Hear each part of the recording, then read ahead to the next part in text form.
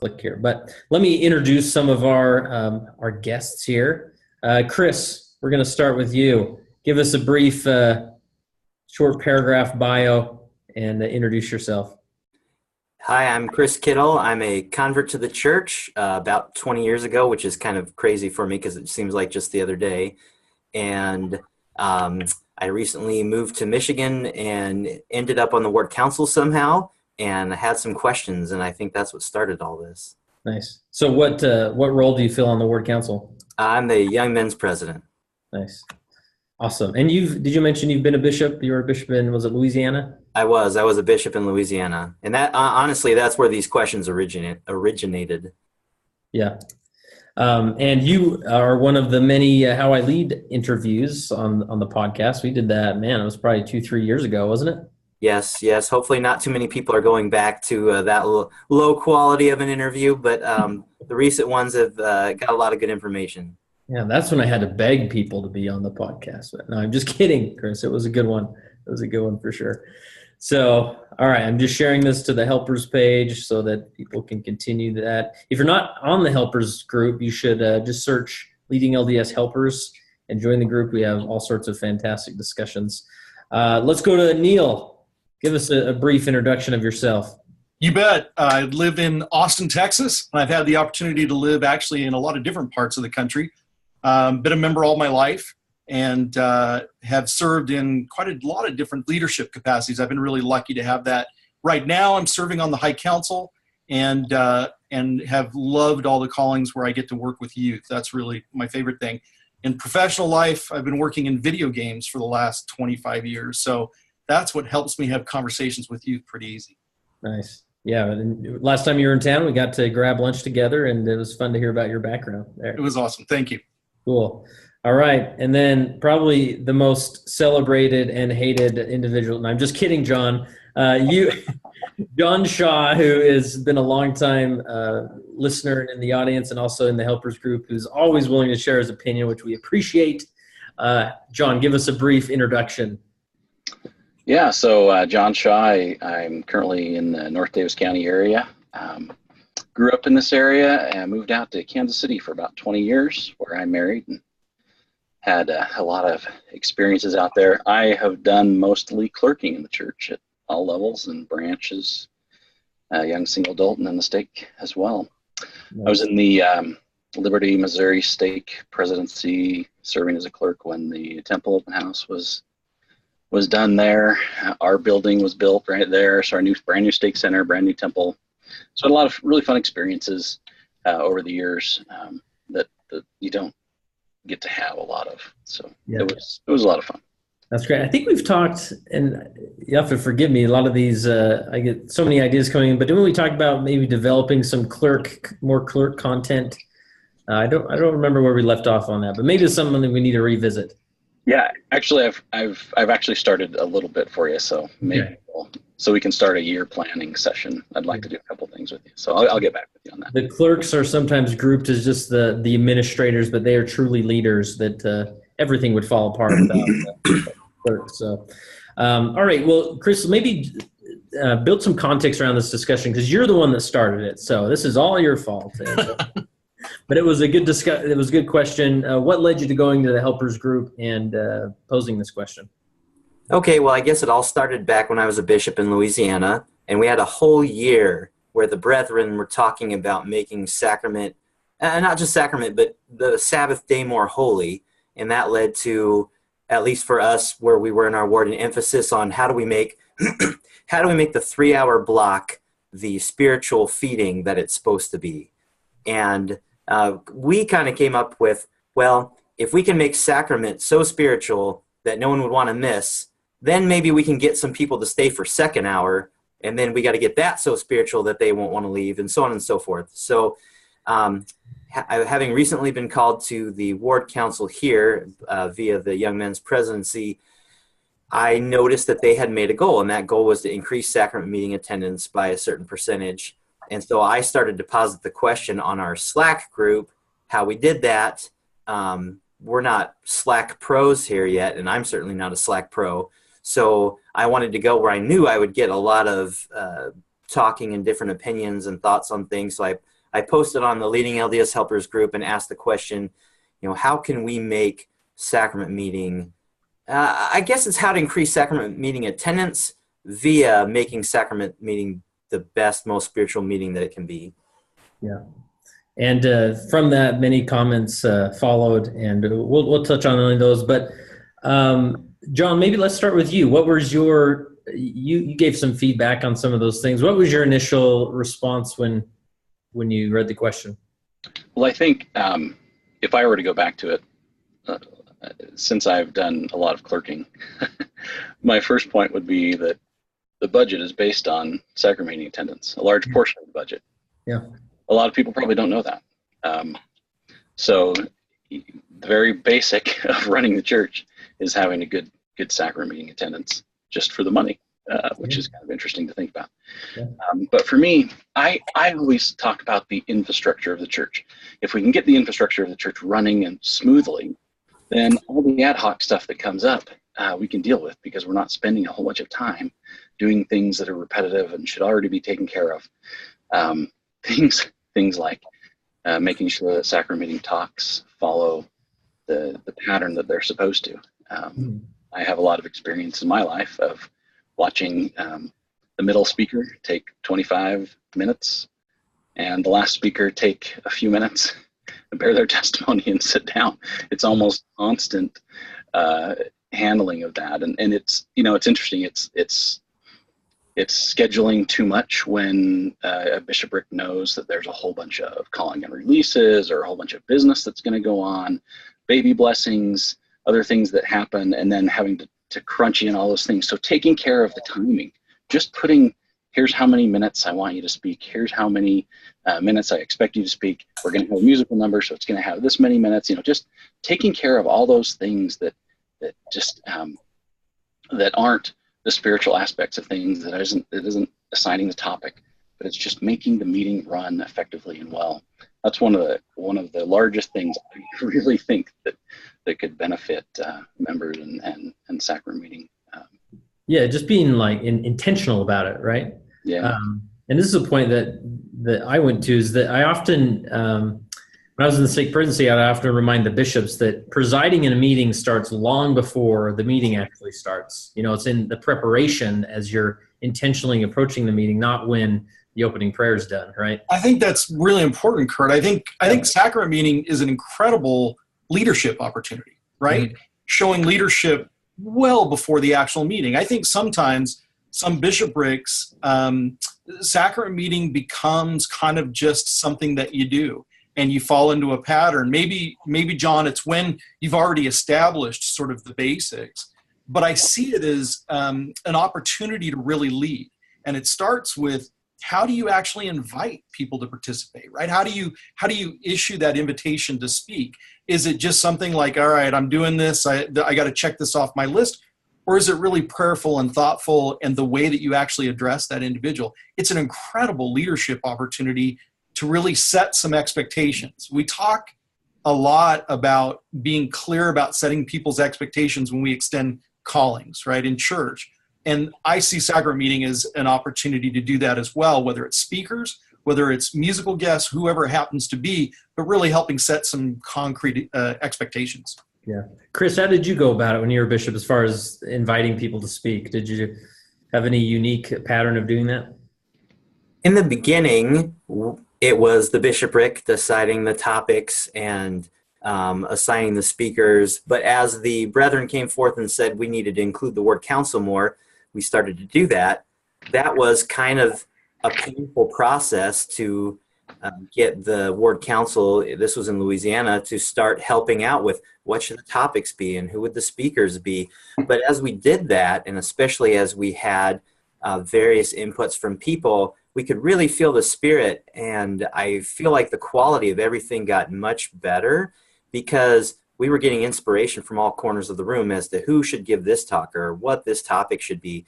And we would plan out, a month or two ahead of time.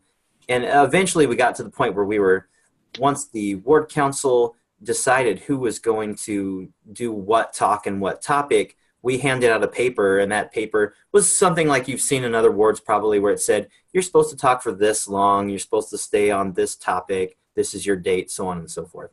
Now, I don't know if that always resulted in people giving exactly what you were looking for, but I found that the quality went up.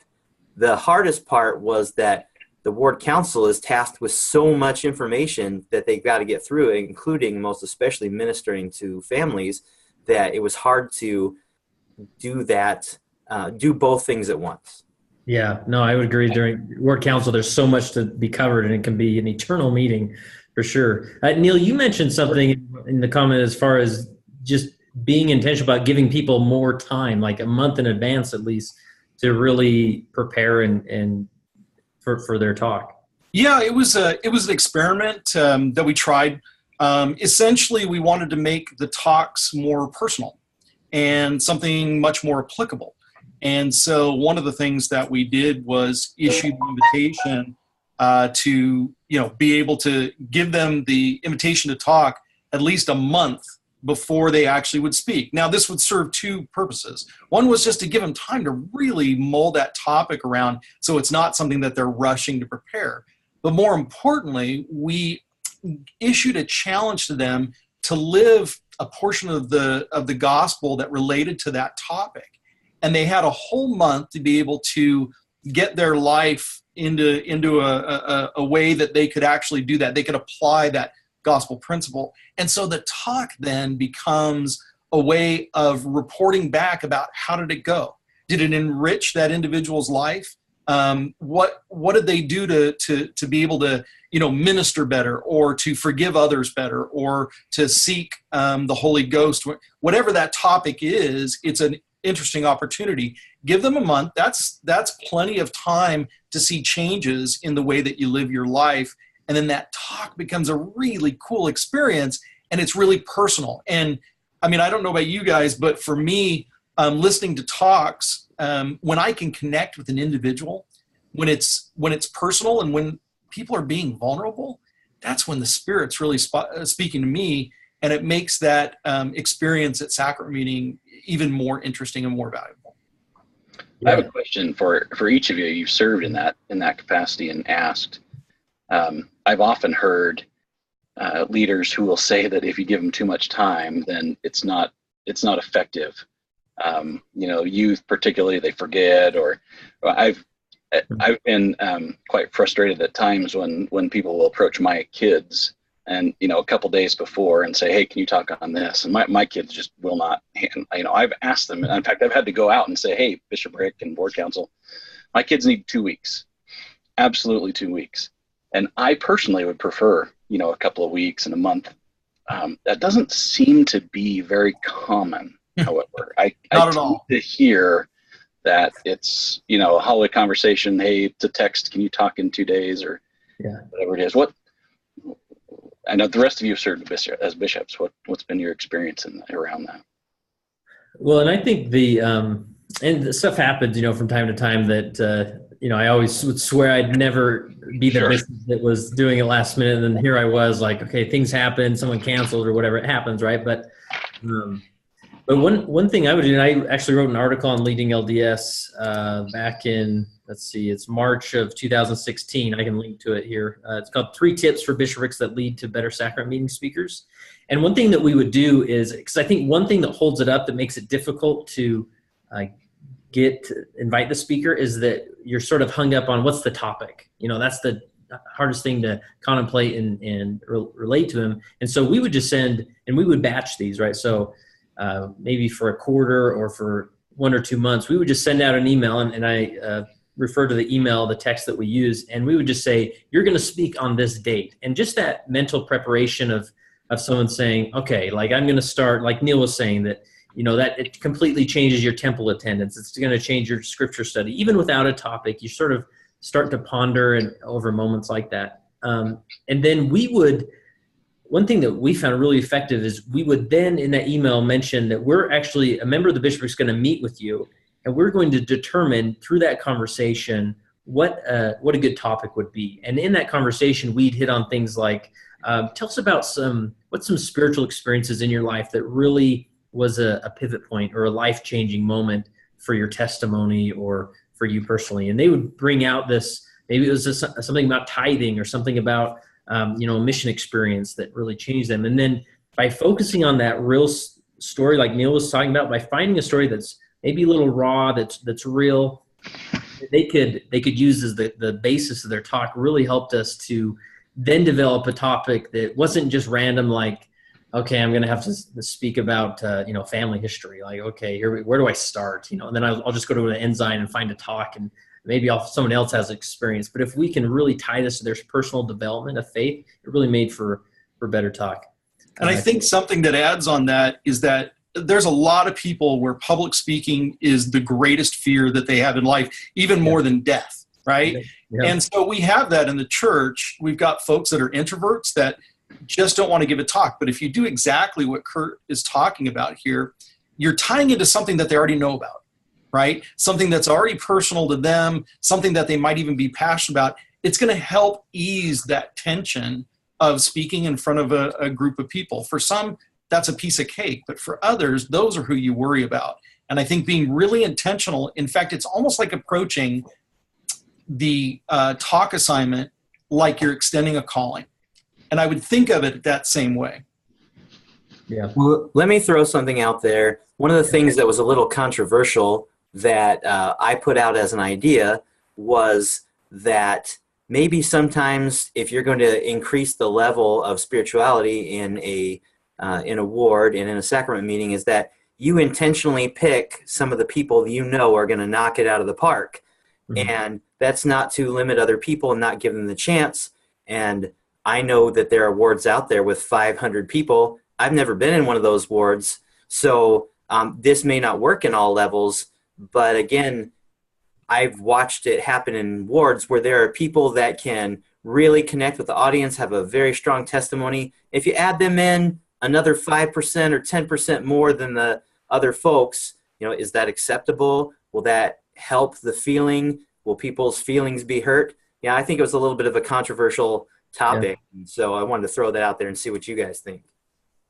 John or Neil, do you have thoughts there? I have thoughts, but I'll let you go first. Well, I think personally,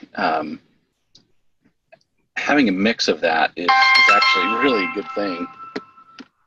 Stop texting John. Board mission leader calling me. Sorry about that. You're fine.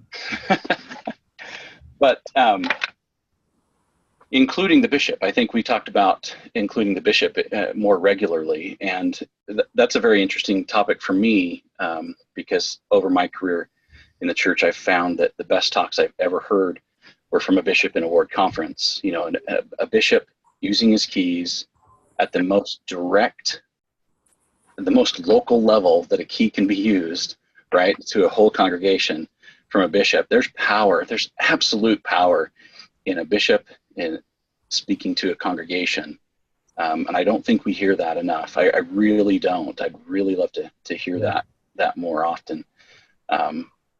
But yeah, I think a lot of bishops get this sense of, the word's heard from me enough. Like they don't need to hear from me more. But I think it's a great leadership opportunity to more regularly stand and dictate inspirations and thoughts and feelings that have come through those keys. And I think the ward members appreciate that and maybe listen a little more intently when those things happen. Chris, to answer your question, at first I thought that along those same lines, that we've got some great speakers and we want to make Sacrament meeting this incredible experience. And what I finally came around to was the fact that the Lord needs everybody to be a part of what takes place. And those talks sometimes are transformative spiritual experiences for individuals. And you want to give as many people the opportunity to do that, even when it's difficult for them to stand up and speak in front of a group of people. And sometimes that's difficult to hear. But if you care about that individual, that the Spirit is going to speak to the larger group, right? So I've sort of come around to not wanting to simply focus on the best speakers and giving everybody a chance to become great speakers. And that's a whole other thing I'll I'll stop talking and let Kurt give his thoughts. Yeah, no, I agree on those same lines that, and this is and I think Ben Bernard's touched on this a little bit in some of his comments, where I believe that the sacrament meeting attendance number is a very strong indicator of a health of a ward. Like, are people coming to sacrament meeting? I think it's something to look at, but I think it's more important to look at it as an indicator rather than a goal, because then if you look at it as a goal, then you start sort of getting this trap of, okay, how can we make sacrament meeting more entertaining? How can we make it more engaging? Which I think we all want, but there's a balance there that the church experience is there to develop us individually and as people. And there's a great thing that happens when the least experienced are given the lectern and asked to testify and prepare a talk. Like, it may be the worst talk. They may break every rule, and the congregation may be more stiff. But that moment of them standing is such a development process for them. Again, not that you would fill your schedule with that every week, but there's this balance where, and this is the tough part of leadership in general is, and I often felt it as bishop, you try so hard, you're trying these out of the box solutions and techniques, and then nothing, the needle doesn't really move, and you're like, oh, like what's the point? But the reality is, it's just sort of like a mess of development that you can't see from bishop to bishop, but over a generation, you see these individuals that have been given opportunities to lead, to serve, that really develops them. And so that in my opinion, that's where the danger comes in of seeing sacrament attendance as the goal, when in reality it's just an indicator where you can reflect and say, okay, that's where we're at. I wonder what we can do to improve it without taking out that beautiful personal development thing that happens when we give the mic to the least experienced. I guess one of the things that we could, the variety, right, of having it in a variety of situations, right, rather than here's the thing that I would just want to see a little strategic. I want to see some strategy employed, because to me it seems like it surprises at the bishopric. Mm-hmm. If you have somebody who's totally scared to death, or you have somebody that's totally really good, I think it surprises the bishopric as often as it doesn't, right? And this goes back, Kurt, to engagement, right? And just knowing who's in the congregation, and you're going to know if somebody is very scared and nervous about it. You're going to know if somebody's calm and doesn't have an issue with it. So, yeah. Or you should. Chris, what were you going to say? Oh, so I completely agree with everything that everyone said. And sometimes, though, I think of the flip side. We talk about other churches and having holy envy of what goes on. And I think of things like General Conference, that is, knock it out of the park, in some ways, sacrament meeting is a show. And it is, the better we can execute it, and the more people enjoy it, the more people are apt to come, and then the more people are apt to be fed. So it's funny because I see one of the comments in there was, we got to make it about Christ. We got to make it about Christ. And I couldn't agree more. We haven't even mentioned his name here once. Right. We're talking strategies. So there's part of me that says we've got to make it about the one, and we've got to make it about growing, and we've got to make it about love. And there's a flip side that says, look, we have to have great ushers and good music, and people need to come there and be so uplifted that they want to come again, that they can't not come again. So it's interesting. I find myself, somebody will make a comment, well, what about this? I say, yeah, I agree with that. And then somebody will make a comment that's almost diametrically opposed, and I'll say, yeah, I agree with that too. And so perhaps it may depend on what your ward is like.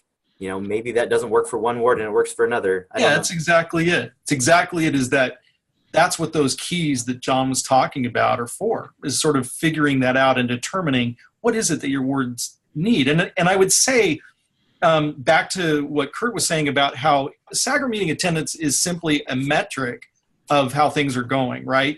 And so to try and improve, on that metric and try to improve the health of the ward, I'd focus more on how inclusive is sacrament meeting, and how much or how many opportunities are we giving people to participate.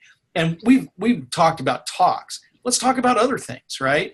I've been in wards where they've done pop-up choirs. So this is where you've got a core choir that maybe, meets every week, and that's great, and they bring an incredible spirit to a meeting.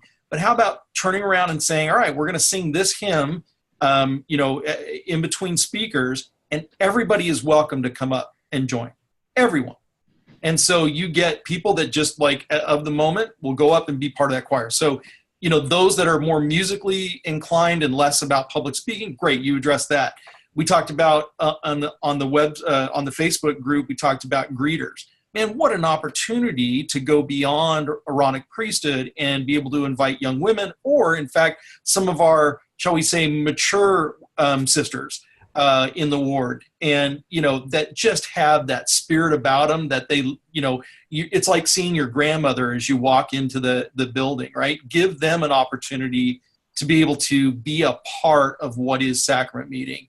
And the more that we have music and things like that, it's about being as inclusive as we possibly can. Now, we've got limits, right? We've got a certain amount of time. We've got some traditions that culturally we adhere to. But boy, wouldn't it be great if we had a gospel choir sing one time? How cool would that be to kind of change things up a little bit? Yeah. Any other, as far as outside of the speakers, that of ways and methods that you guys have thought of, or that you read in the stream?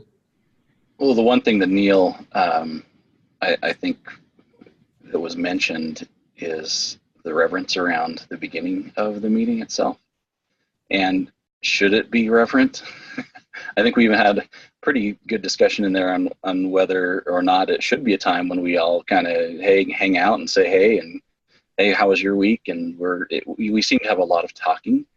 It's not something I enjoy as a person. For me, my personal worship, I want to sit down and I want to prepare, and I want to listen to the beautiful music that is being played in my ward. That we have an extreme amount of beautiful music that's played. We usually have somebody at the piano and at the organ, and they're just riffing off stuff. And it's just gorgeous. And yet I can barely hear it because of the conversation that's happening inside the room. So I think there's a lot of difference of opinion as to what constitutes a great sacrament meeting, preparation for the sacrament in the time leading up to the meeting starting. Yeah, it was interesting to just read some of those comments about, I think we've all been in a ward where before the meeting or in preparation, the bishop or stake presidency member stands up and tells everybody to be reverent, and everybody just sort of does the look of shame and sits down and is quiet. But when I did that interview on the podcast with Adam, I forget his name, but he wrote the book about introverts in church and how that social experience can be quite intimidating for introverts as they walk in there. And I wouldn't say like every week we need to make sure that it's like quiet, just like the temple chapel, right? As they walk in there. But I would say every once in a while, it'd be interesting just to change things up, and it really kind of wakes people up to there's something's different. Something's going on here that's different. And, inviting each person to walk in and say, hey, this week we're going to take the first 5 minutes before the meeting to be completely silent, or the first, I feel like an introvert they'd respond well to that. And then all the extroverts would be awkward would feel awkward for a time. But so I think there's a mix there. There's not like, there's obviously no handbook instruction that I recall that, maybe reverence is mentioned in there, but I think there is a benefit as well to letting that social experience happen, because a lot of times that's the only time a lot of people get that is before sacrament meeting. So. Yet I think reaching out to a broader audience, in particular those that maybe aren't attending as frequently as we would love for them to do, and find out what they need, right? What do you need, and what are you seeking out of sacrament meeting or the whole 3-hour block, whichever one you want to focus on? I mean, in business, we often conduct surveys of customers to find out what they need to make sure we're building the right product for them. The same thing can be applied here as leaders. We can very easily, and what a great excuse to go have a ministering visit, right? We wanted to come into your home and we wanted to talk to you about what would make sacrament meeting a bit better for everybody. And, whether you say it's for you or I'd put it more general, and allow that individual to have some buy-in, right? So you're bringing them into that, and don't be afraid to actually implement some of those suggestions. In software development, we iterate a lot of the time. We'll try something, sprint for a while, see if it works. And if not, you know what? Let's back up. Let's try something else. And we can't be afraid about trying to change things up a little bit at sacrament meeting, as long as we have those core things. And as long as everything is tied back into a worship of the Savior, that's great. But don't be afraid. As a leader, that's your opportunity to use those keys to try and experiment a little bit. Neil, I think the ministering program is going to give us so many benefits that we didn't anticipate it giving us, including what you mentioned there. It'd be interesting just to see what happens to our Sunday worship services and to sacrament meeting attendance, just based on feedback during ministering visits. That'll be really interesting to see. Yeah. And I think going on what Neil said, that I think David Ostler mentioned that as well, that what a great opportunity if someone maybe is quote unquote less active, to go to their home and visit them isn't to say that, they're, that what is it, but to ask them the question, if we were to create a sacrament meeting where you would feel more desire to attend, what would that look like, right? And have that conversation. I think that it gives you an excuse to go talk to them and really understand why they don't attend, and two, it maybe lead to some improvement in that meeting. Let's say, as we wrap up here, just look at some comments that people have been posting. Gus and Pat say, speakers need to speak from the heart and with the Spirit. Doing that will edify the congregation no matter what the topic they are speaking on, and it comes from the heart and filled with love. And I agree, sometimes and that's why I think we would sometimes focus on making the topic like really relate to their testimony and their life experience, because then it was easier for them to speak from the heart, where in reality most people are very nervous, and that sort of fouls up that process, right? Yeah, our job as leaders is to simply enable them to do that. That's exactly what we want them to do, is come closer to Christ and be able to share that. Yeah. Philip says the leadership can set the tone for sacrament reverence by attempting to sit on the stand 10 to 15 minutes prior to the start. Mormon Standard Time is of the devil, really. I think that's a huge temptation as a bishop to walk around and work the room, right, and shake hands and welcome people to sacrament meeting. But yeah, and I don't know if it's in the handbook directly, but I think that's very common a direction you get from general authorities or area authorities, that bishoprics should be on the stand, 10 minutes prior, setting that tone. But what was your? You can always work the room afterwards. That's right. That's right. Chris, what was your experience with as far as before the meeting? Did anything in particular there? I think I tried to cut it both ways, where I would shake hands as much as possible up to 10 minutes before and then end up on the stand. Yeah. I don't know how well that really works. I was baptized from a different faith tradition where we had beautiful music and you walked in and you didn't talk and you sat there. It was a gigantic church or a big cathedral. And I do have some fond memories of that and wish we could do that. I don't know that our buildings are really built for that, the way they're built, but I would love to have 10 minutes where everybody's silent and you can think or, meditate or whatever you want to call it. Yeah, for sure. Any last thoughts as we wrap this up? Any final? And maybe we'll end with this. Chris, you mentioned in one of your comments, like people were throwing all sorts of ideas at you, and some of the comments were quite long. And at one point, you said, "All right, what's one thing that you would change? Rather than all these other ideas, what's one thing?" So maybe let's end on that. Neil, what is one thing that you would one suggestion that maybe would improve the sacrament meeting experience, which would hopefully increase attendance? Well, outside of it being a leadership opportunity and just really taking the chance to prepare well ahead of time, music. And I know that's crazy, but that has such an ability to be able to draw the Spirit in, that I would increase music over anything else. John, what about you? What's one thing you'd change? Well, one thing. Let me respond to Neil real quick. Oh, okay. Neil, you should come to church with me. We have special musical numbers every week. our choir is just fantastic. We have 5 or 6 organists that are fighting to play. It's just so wonderful. You'd love this place. One thing, seriously, I go back to the first thing I said. The middle speaker. Limit the middle speaker to 10 or 15 minutes so that we can actually hear the final speaker. That's what I do. Yeah. So coach that speaker a little bit more ahead of time. Or a drop seat, something, a buzzer. I don't know. Trap door. They used to have those lights, right? They used to be able to tap it. And well, if you set up a communication system ahead of time, then you can actually use it. But you've got to set that up ahead of time so you don't freak somebody out by tapping them on the back or putting a note or something like that. But if you set up a system and actually communicate to that ahead of time, it actually can work.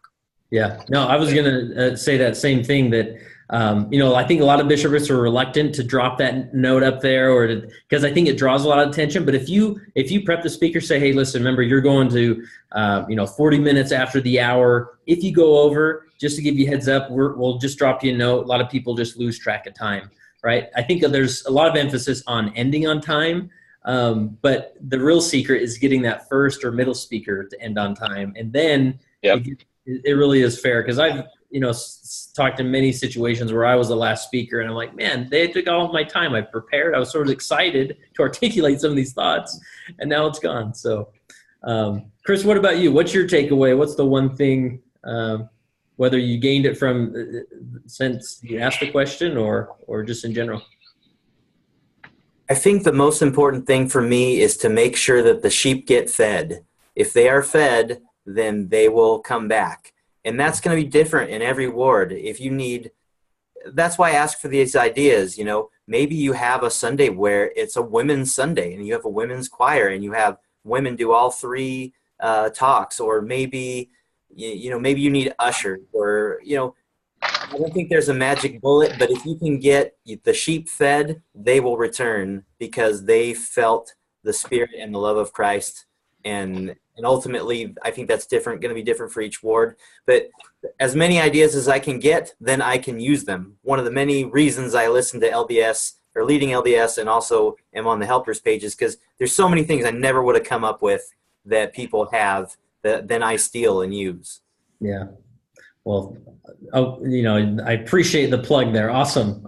You can say there's a tag for you right there. That's right. That's why I paid him the big bucks to be on here. So, so one thing that I would change that I mentioned earlier is just for leader to recognize that they need to start presiding at the minute the last meeting ends. And we had such good response with, again, I put the link there in the comments of sending out those emails and being very clear about what the purpose of the meeting, what we expect of you, some do's and don'ts, even to the point, it drove me crazy. And it's something in our culture. This is my a soapbox and pet peeve, is when people tell the story about how they were asked to speak, or they give an apology up front of, I'm not very good at this, bear with me. And we would sit down with them and we'd go through those things. Please, don't mention how you were called or how you were asked to speak in Sacrament. We get it. It generally doesn't add to the discussion. Please make sure that the language you use isn't casual, that you keep that up to par. Please make sure that you don't apologize. There's no reason to apologize. We're all praying for you, and just get right into your topic. And just those little things, and again, that's an action of presiding long before the meeting starts. It led to a better meeting. So those are my thoughts. Those of you that are listening, we encourage you to either join the helpers group and chime in there, or even just in the comments of this video. We'll be monitoring those and listening, and there's more to learn here. So thanks, guys, for chiming in. This is sort of an experiment here, and I think it was a fun one to get some actual verbal dialogue going that we can all communicate. So thanks, guys. Thank you. Thank you, Gert.